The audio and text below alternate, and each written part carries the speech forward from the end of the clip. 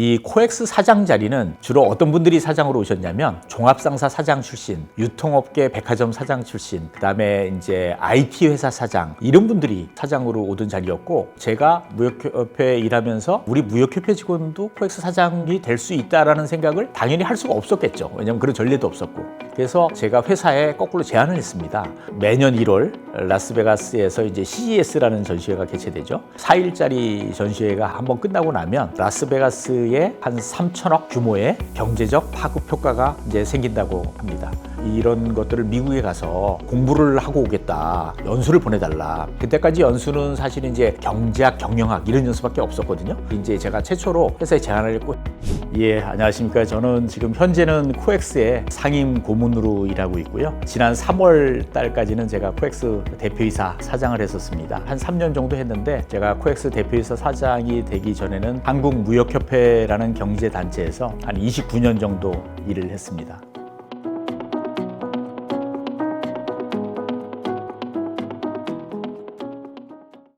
사실은 저 한국무역협회 뭐 하는 데인지 잘 몰랐어요.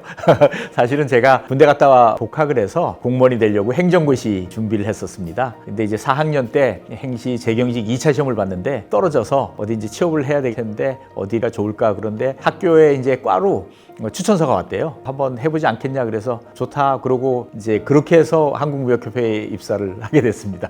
보통 한 2, 3년 정도 지나면 대충 이제 그룹이 나눠지는 것 같아요. 서로 데려가려는 직원이 있고 서로 기피하는 직원이 있고. 사실 운도 있었는데 제 담당 과장님이 훌륭한 분을 만났어요. 그래서 이제 그 과장님께서 저한테 임파워먼트를 많이 해주셨던 것 같아요. 그러니까 뭐 제가 예를 들면 어떤 기한을 올렸을 때 거기에 뭐 이제 글자나 뭐 이런 것들을 교정하시거나 뭐 지적하시기보다는 믿고 맡기시는 스타일이셨고, 그리고 이제 다른 부서 가서 우리 실에 있는 신입 직원 아주 일 잘한다 칭찬해주고 다니시고, 이제 그런 분위기 속에서 저는 월급쟁이잖아요. 근데 월급쟁이인데 회사 오너처럼 제가 스스로 고민을 많이 했던 것 같아요. 이제 무역협회라는 그런 회사를 들어왔는데 경제단체 중에서 좀 자산도 있고 큰 단체인데 조금 더 잘할 수는 없었을까? 조금 새로운 걸 할 수 없었을까? 굉장히 이제 제가 무역협회 다닐 때 중장기 발전 팀장이라는 직책을 가지고 했던 프로젝트가 뭐냐면, 우리나라에 이제 전시장이 굉장히 서울에 부족하거든요. 서로 행사를 하고 싶은 사람들은 많은데 행사할 데가 없어요. 그래서 어떻게 하면 우리 서울의 전시 인프라를 좀 늘려볼까? 코엑스를 그러면 어떻게, 땅은 없으니까 수직으로 증축을 해볼까? 뭐 이제 제가 이런 프로젝트를 했었거든요. 근데 이제 그때 당시에 무역협회 회장 하시던 그분하고 이제 생각과 뜻이 좀 달랐어요. 제 의견을 이제 솔직히 개진을 했음에도 불구하고 그게 이제 실현되진 않았고, 팀장을 하다가 팀이 해체됐어요. 저는 이제 다른 업무를 백의종군식으로 하게 됐는데 그게 통상 관련된 업무였어요. 제가 하는 역할은 기업들의 의견을 정부에 잘 전달하는 그런 역할이었어요. 그래서 이제 일주일에도 한 2번, 3번씩 각 분과별로 회의를 했어요. 이제 저는 정직원 없이 사실 파견직 직원만 데리고 주말마다 제가 그 회의록들을 정말 꼼꼼하게 정리를 했어요. 그리고 나중에 그거를 다 묶어서 책으로 이제 비밀 대외비 자료로 만들어가지고 통상 협상하는 정부 쪽에 다 전달을 했어요. 이제 그렇게 했던 이유는 업계 분들이 그렇게 바쁜 시간 내서 와서 했던 얘기들을 협상할 때 제대로 좀 반영을 해달라. 들어주지 말고 뭐 그런 의미에서 했는데, 그게 또 그때 당시에 이제 회장님께 굉장히 또 어필을 했던 것 같아요. 이제 한 7개월 후에 회장님께서 저를 다시 홍보실장으로 다시 또 중용을 또 해주신 그런 이제 에피소드가 좀 생각이 나기도 합니다. 그게 이제 어떻게 보면 누가 뭐 저보고 그렇게 하라고 한 게 아니거든요. 그게 저한테는 나중에 또 큰 자산이 됐어요. 그래서 제가 그 다음에 홍보실장을 하든 정책실장을 하든 코엑스에 와서 새로운 분야의 산업 전시회를 개발하든 하는데 큰 밑거름이 됐었던 기억이 납니다.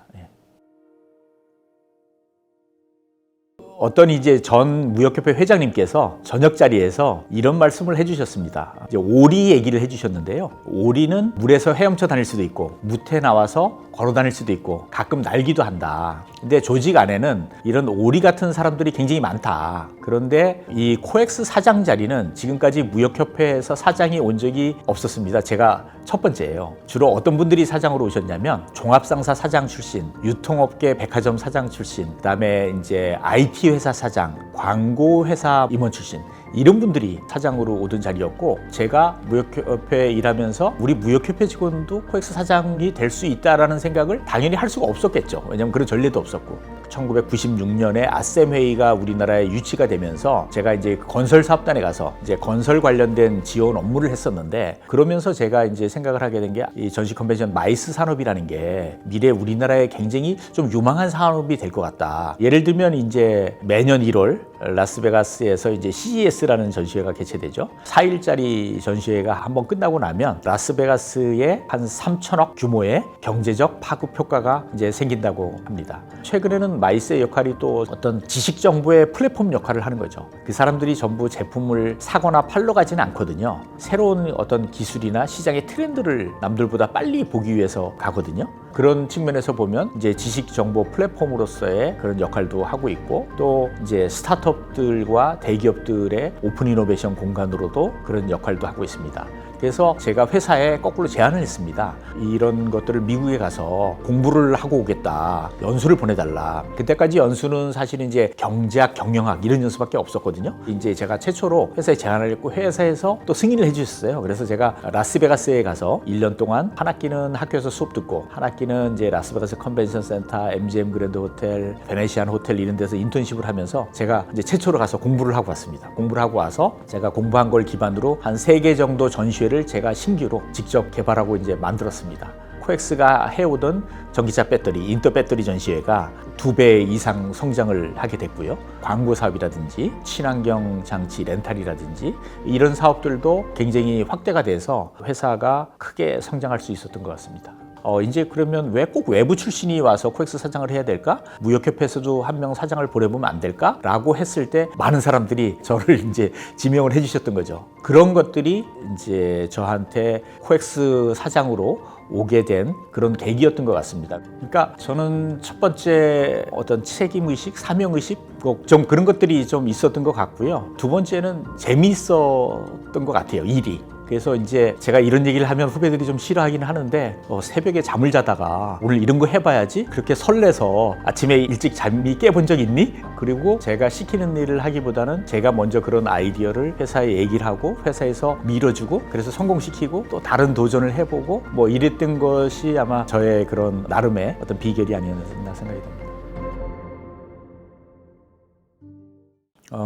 저는 요번 1월 달에도 라스베가스 CES에 갔다 왔는데요. 사실은 이제 CES를 보면서 걱정을 많이 했습니다. 엔비디아의 젠슨 황이 이제 피지컬 AI 이걸로 기조 연설을 했잖아요. 또 예를 들면 자율주행 관련된 전시회라든지 이런 것들을 이제 보면서 저희가 이제 모토쇼를 생각해 보면 굉장히 큰 새로운 브랜드의 차들이 여러 대가 전시가 돼 있고, 사실은 면적도 많이 필요하고 뭐, 그런데 이게 자율주행 관련된 전시회는 그냥 자동차 한 대 세워놓고 그게 소프트웨어잖아요, 그죠? 그다음에 AI는 제가 전시회 가서 아무리 눈을 크게 뜨고 찾아봐도 AI가 안 보이는 거예요, 제 눈에는. 기존까지 이제 전시회는 눈에 보이는 어떤 형체가 있는 제품을 전시하는 거였는데, 갈수록 이게 눈에 안 보이는 그런 기술과 제품과 서비스들이 더 중요해지겠구나. 그러면 우리는 이게 눈에 안 보이는 거를 어떻게 보여줘야 되나, 이런 이제 고민들을 하게 됐는데요. 저는 연결이 제일 중요하다고 생각합니다. 원래 코엑스가 컨벤션 앤 엑시비션에 줄여서 이제 COEX입니다. 근데 사실 저는 커넥트 앤 익스피리언스 기업이다. 우리는 연결을 통해서 고객들의 그런 이제 경험 가치를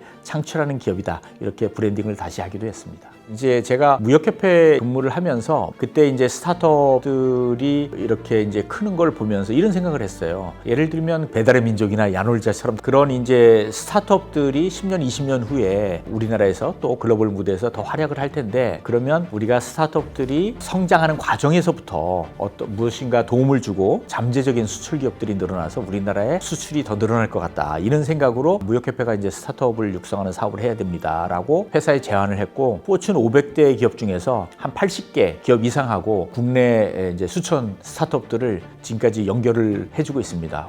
우리나라 스타트업들을 글로벌 대기업들하고 가장 연결을 많이 해주는 단체가 한국무역협회입니다. 또 하나는 과거에는 전시회를 하면 참가기업 유치를 하고 참관객 프로모션을 해서 참관객들이 많이 오도록 하고 알아서 그냥 부스에서 서로 비즈니스를 하도록 그냥 그렇게 했거든요. 근데 최근에는 그거 갖고는 뭔가 이제 부족하다는 생각이 들어서 스타트업들하고 대기업, 중견기업, 또 투자자들, 정부나 지자체, 공공기관들을 매칭해주는 비즈니스 매칭 사업을 전시회별로 점차적으로 계속 확대해 나가고 있습니다. 이제 우리가 이걸 생각해 보면 될 것 같아요. CES라는 전시회가 원래 이제 가전 전시회고 삼성, LG 같은 대기업들이 참가하는 전시회잖아요. 그런데 이제 2012년부터 CES가 유레카관을 만들었어요. 스타트업들만을 대상으로 선정 프로세스를 거쳐서 가는 그런 관인데, 사실은 우리 한국 기업 중에서 대부분의 기업은 유레카관에 참가를 하거든요. 그래서 이제 코엑스도 전시회들의 이 스타트업관을 더 유치를 많이 이제 하기 시작했고, 전시장에 가서 내 제품을 알리고 제품을 팔고 바이어를 확보하고 투자를 유치하고 뭐 이런 것도 중요하지만, 그보다 사실 스타트업들한테 중요한 거는 고객의 그런 니즈나 피드백을 제대로 받는 거라고 이렇게 생각됩니다. 왜냐면은 이제 스타트업 제품이 완벽하거나 그런 경우는 많지 않고, 대부분의 많은 유니콘이 된 스타트업들을 보면 여러 피보팅 과정을 거쳤어요. 그런데 전시회라는 거는 어떤 하나의 인더스트리가 아니고 여러 인더스트리에 있는 다양한 기업들로부터 다양한 피드백을 받을 수 있거든요. 그러면 스타트업 입장에서 나는 A라는 시장, A라는 산업에 맞겠다고 생각해서 이 아이템을 개발했는데 사실은 그게 안 맞을 수도 있고요. B라는 산업, C라는 산업에 있는 기존 시장의 관계자가 보고 저거 우리 인더스트리에 맞겠는데? 라는 새로운 아이디어를 줄 수도 있거든요. 그렇게 전시 기간 동안에 스타트업과 기존 시장에 있는 플레이어들이 그렇게 네트워킹을 하면서 피드백을 주고받는 게 스타트업들한테 가장 중요하고 필요한 거고, 그걸 통해서 제대로 이제 시장에서 스케일업 할 수 있는 그런 피보팅을 하는 게 어떤 단기적인 제품의 조금 판매나 작은 투자보다 더 중요하지 않나 이런 생각을 해봅니다.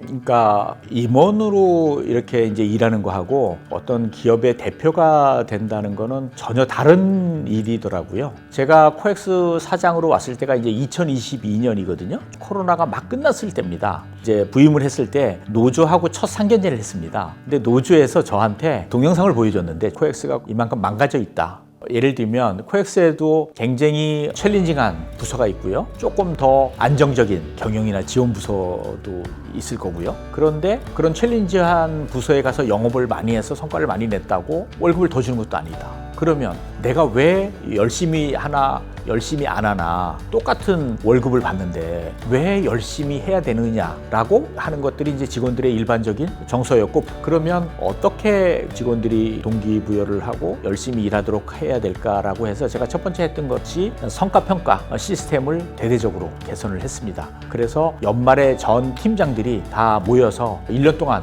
어떤 사업을 했고 어떤 성과가 있었는지를 발표하게 하고, 그거를 전 직원이 이제 보도록 중계를 했고요. 점수도 저 혼자 매기는 게 아니고 팀장급 이상들이 같이 집단 평가를 해서 이제 1등 팀을 정하는데, 1등 팀에는 연말에 2천만 원의 상금을 줬습니다. 근데 이 상금은 그 당시에 코엑스가 적자 회사이기 때문에 제가 풀타임 기사 없애고 세이빙 한 걸로 제가 2천만 원 줬고요. 뭐 그랬더니 이 직원들이 다른 부서에 대해서도 회사 전체의 사업을 조금 더 이제 이해하고 공감하게 됐어요. 옆에 팀이 열심히 하네? 우리 팀도 괜히 열심히 해야 될 것 같고, 이런 이제 조직 분위기가 만들어졌고, 사실은 코로나 때 2년 동안 코엑스가 첫 해에는 한 80억의 적자, 두 번째 해는 27억의 영업 적자를 기록했을 때였습니다. 그러면 이제 CEO로서 제가 해야 되는 거는 흑자 전환이잖아요. 그러면 이제 흑자 전환을 하는 방법은 두 가지가 있습니다. 하나는 비용 절감을 하는 방법, 하나는 매출을 늘리는 방법. 근데 저는 직원들한테 비용 절감하라고 한 번도 한 적이 없는 것 같아요. 같이 일하는 직원들을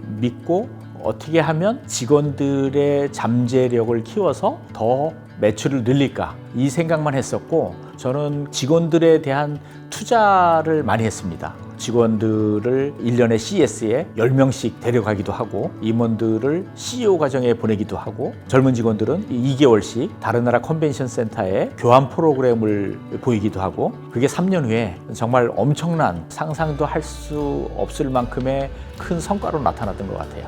그러니까 저는 그런 것 같아요. 직원들이 또 재밌게 일할 수 있도록 제 아이디어보다는 이제 직원들의 자발적인 아이디어를 강조했고, 특히 특히 이제 코엑스에 와서 그게 저는 큰 성과로 나타났다고 생각을 하는데요.